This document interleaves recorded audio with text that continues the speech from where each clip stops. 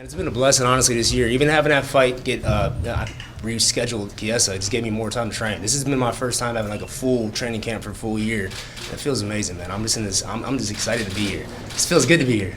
It's a big spot on a big card. Does it kind of feel like justice for you to be here? It feels like you're kind of weirdly connected to this fight, right? I mean, it's all lightweight, so I feel like I've been here before, man. I've been in the main event. I've been the champion before. I'm just having fun. The idea that you guys are the backup plan, I mean, obviously it's a big fight in itself, but the idea that could be there, did that factor into your decision at all in taking this fight and wanting to be on this card? No. You know what? I came to Vegas after Kevin Lee was talking mad trash. Me and Kevin were boys, and then he comes out and says all that stuff. So, I came to Vegas, had the meeting with Dana and Sean Shelby. I'm like, put me and Kevin on Vegas or New York. I wanted to fight New York. And they're like, no, you're fighting Milwaukee. So I go back home. I think I'm chilling. Phone rings, and they call and tell me. I said, send the contract. I don't even care about the details, send the contract. So you're not thinking at all about, I wonder in this position if either you or Tony are kind of like, if something bad happens this week, I might get a shot at a title. Well, that's in the back of my head, but I mean, I'm fighting Tony Ferguson, bro. A guy like that made me wake up motivated every day. It felt good to get up motivated. Like, I got this guy in front of me in a couple weeks. The world's going to be watching, and he's a killer, and I'm a killer, so it's going to be kill or be killed. What about that matchup? I mean, the two of you guys' styles, it looks like it could be some insanity out there. Well, you guys know me, man. I come to fight, and he comes to fight. So, I mean, it's a great recipe for a great fight for you guys. And last thing for me, is this a number one contender fight in your mind? Who knows, man? I feel like it's not about the rankings no more. It's about popularity. If I go out there, I pull off a Showtime kick, I'm getting a title shot. So it just all depends on who the fans want to see fight. What do you think about the Nate Diaz-Dustin Poirier matchup coming up in New York? Yeah, I think that's a great matchup. I mean, I haven't seen Diaz in a long time. I fought Dustin. I know what he brings, and I think that's a great matchup. It's a huge matchup for the lightweight division. Anthony, you've had your share of injuries over the years. Are you surprised Tony is coming back so quick from the injury he had earlier this year? Yeah, you know what? That's a quick return from a knee surgery. I had a knee surgery done. It takes a long time, not only for the actual injury recovery, but for the mind to recover, just to get used to checking again and used to using the leg again. So, I know he had surgery, and it's in the front left leg, so it's there. So it's a target, right? I mean, I'm gonna go out there and fight this guy. That's it. I'm not gonna defend takedowns. I'm not gonna try holding him on the cage. I'm not gonna try fighting him off my back. I'm gonna go fight this guy and try to knock him out with every combo. You said you're having fun now.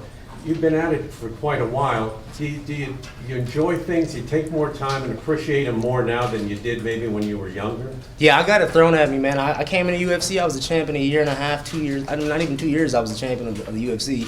WEC, we all know how that ended. So my career has went crazy. I forgot to sit back and actually breathe and look where I was at. And when I lost the belt, I was so focused on getting it back, I didn't even get to, I didn't even enjoy where I was at. And this time around, I'm enjoying where I'm at. I'm having a great time. I had a great camp, and I'm just motivated to go out there. I can't wait till Sunday. Let's put it like that. What about the dynamic of sharing the card with Sergio again? I know you guys have had mixed feelings and mixed results doing that. Yeah, man, I love it, actually. I got to do the full training camp with Serge. I can see how well prepared he is. It's on his hands, When it's his time to fight, my time's going to be later, and we'll talk about it after the fights, but it's in his hands, and I'm well confident that he's ready to go. This could very well be number one contenders for both of you guys, right? It's crazy, man. Team Pettis is coming over Vegas. I mean, Sunday's going to be a fun day for Team Pettis. Diaz and Poirier are competitioning for a 165-pound division for their fight. That's something that you think is needed in the UFC, 165? I think so. I mean, it's a hard cut for guys to get down from the higher weight classes. Like Chiesa, a big guy like that. I'm staring up at him. I'm like, how the hell is he making 55? So it gives these guys more options. I mean, I'm not sure how it's going to work out or what, but I think it makes sense. 25, 35, 45, 55, 65. And then either move 75 up, or I'm sure the guys at 70 would be happy about that. Make it under 10 pounds every division, and then go from there. I know a lot of times when you and your brother fight on the card, it's emotional for both of you. Will you even watch his fight ahead of yours? Yeah, this time I'm in watching everything. I'm gonna go and smell the air. I'm gonna breathe in everything. I'm having a good time right now. I got chills talking about it. I'm excited. What are your thoughts on the main event between Khabib and Conor? Obviously, you almost fought Khabib. There was a fight that didn't come together. What are your thoughts on how this plays out? And will you be looking to sort of send a message to them if the fight goes well for you with Tony before they even step in the octagon? Yeah, I mean, I think my performance will send the message. I think that fight's a great fight, man. Khabib's undefeated. I almost had the chance to fight him in Brooklyn. That didn't. I think the media pushed that harder than it was. I really didn't have a guaranteed answer that I was, fighting Khabib. So it was almost there. It got me excited, but now I'm here. I'm fighting Tony. Main event's a great fight. Conor McGregor, Khabib. I mean, they're both killers. What would excite you more, a fight with Khabib or Conor McGregor, depending on sort of who wins the UFC 229? What excites you more in a matchup? Whoever has the belt. You talked to me ahead of your last fight about getting away from the wrestling, getting back to what makes it fun for you. How have you approached this camp? Is it kind of the same philosophy? Same exact way, and I had a blast. It felt good to have fun training again. You know, I was happy to go to the gym. I was motivated to go to the gym. I've gotten so much better, and I can't wait to show it. Yourself excluded, who's the best lightweight in the world right now? Khabib? So you think he beats Conor? No, I think Conor wins. How? Knockout. Why? I don't know what round, because Khabib gets hit and Conor has the ability to put him away. Have you just seen holes in the striking game with Khabib? And then I mean, we all have seen holes in the striking game. We saw his last fight against Al, and we seen how he performed. If he comes like that against Conor, I mean, that's the wrong guy to go against. So I'm sure he's motivated. I'm sure Conor's motivated, but I'm picking Conor. So is it just a case of styles make fights, or do you think whoever has the belt is the rightful best lightweight in the world? Wait, what do you mean? Well, because you said Khabib is the best lightweight in the world. Oh yeah, he's the champ. I mean, Khabib's the current champion. I mean, so Conor has to go over and prove it again. Where does Tony rank in that conversation? I mean, he's in the longest winning streak in the history of this weight class. Yeah, but who's he fought? That's what we gotta look at. I mean, who did he win the belt against? I mean, even Khabib, who did he win the belt against? Like, he didn't win the belt against the world champion. So we're in a weird spot. You look at the last 10 fights. Like, let's. I mean, there's some good wins, some great wins, but again, he hasn't fought the best in the division yet. So who do you feel is the rightful champion of the division? And do you feel maybe Conor McGregor might have that claim because he beat Eddie Alvarez, who's technically... Well, I think Conor's win over Eddie solidifies him more as a champion than Khabib beating La Quinta. I mean, that's just facts. So the belts, it is where it is. They had to do it for the business. They had to move it forward. But if it was true to the game, I mean, Conor would be the champion. Have you watched some of Tony's workout videos on I do, yeah. I mean, Tony's a killer, man. I respect this guy as a fighter, but I'm gonna go out there and try to whoop his ass. He seems kind of like an unorthodox type of guy. Is that something that's to worry about going to a fight? 'Cause you don't really know what he's going to do. He's unpredictable. Well, that's why his success is so great, I think. And that's how I used to be. I used to be so comfortable in the chaos that I just pull off a guillotine. I pull off these submissions. I mean, these guys so uncomfortable with the chaos, the submissions and the knockouts happen, and that's what he's doing for himself, too. So I'm excited about it.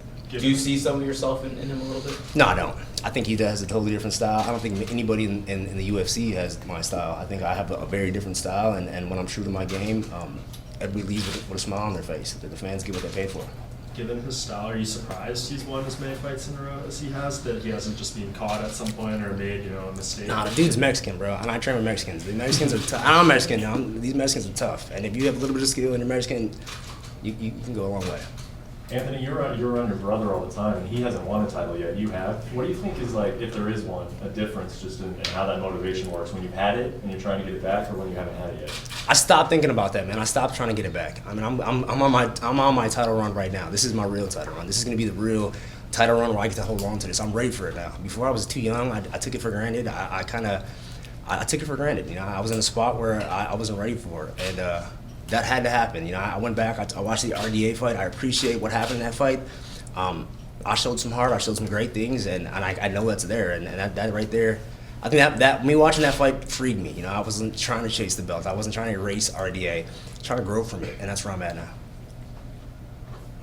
Would you say you're in a better place mentally now than you were probably when you had the title? It seems like you're a little bit happier. Man, I feel so good. Everything from my private life, my fiance, my daughter, my gyms, my businesses. It feels good. How much? I mean, it sounds like it's liberating, but was that dark place necessary? That dark place was me. I made that dark place happen. I let all these comments and all the Instagram, social media, all the talk about Pettis is too old, he needs to retire, he needs to wrestle. I let that get in my head, and that made the dark place. I was in my own dark place until I just figured it out. Like, I just got to get out of there, have fun, train again, and the results will show. Was it somebody that you talked to, or it was just something that clicked inside of you to pull you out of this? I was just tired of fucking losing, man. Honestly, I'm like, what is going on? Like, I know when I spar, I'm dropping guys left and right. I'm killing, and then I'm like, what's the difference to the fight? I'm putting so much pressure on that 15 minutes that I forget to go have fun and be me, and I'm getting back to doing it. Does that mean you sort of ignore social media a little bit these days and what people are saying and what's being written? And is that sort of, a focus of yours? No, I definitely don't ignore it because I mean I want to know what the fans are thinking. I want to know who's next in line. I want to know because that's who dictates who's next in line for a title shot. The fans, not no rankings, not your performance. Who do the fans want to see fight? That's who's next in line to be the best in the world. I want to know what it is, but now I have a filter. You know, I understand I can't let that go deep I can't let it cut. You know, I can't let it go deep where I'm like taking offense to it. If I take offense to it, then it must be true, and I know it's not true.